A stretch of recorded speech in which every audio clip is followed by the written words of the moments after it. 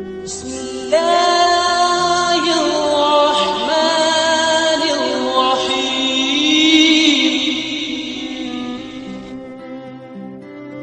امیر المومنین حضرت علی رضی اللہ تعالی عنہ نے فرمایا، صبر کی دو صورتیں ہیں، جو ناپسند ہو اسے برداشت کرنا اور جو پسند ہو اس کا انتظار کرنا۔ جب کسی شخص کی عقل کامل ہو جاتی ہے تو اس کی گفتگو میں کمی آ جاتی ہے۔ انسانیت بہت بڑا خزانہ ہے، اسے لباس میں نہیں انسان میں تلاش کرو۔ جو ظلم کے ذریعے عزت چاہتا ہے اللہ اسے انصاف کے ذریعے ذلیل کرتا ہے۔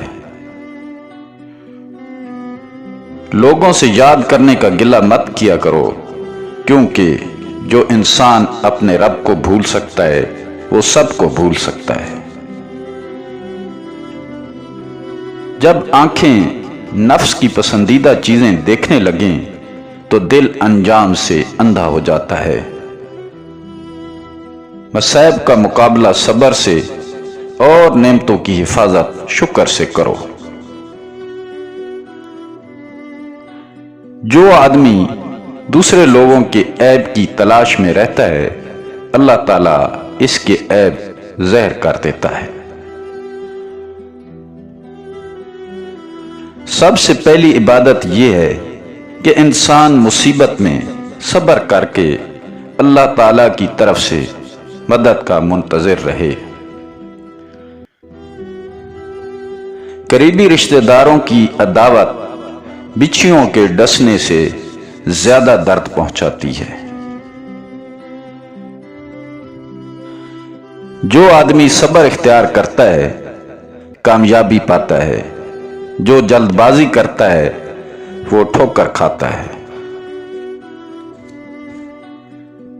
جو آدمی لوگوں کے حالات دیکھ کر عبرت پذیر نہیں ہوتا اللہ تعالیٰ اس کے حالات سے لوگوں کو عبرت دلاتا ہے۔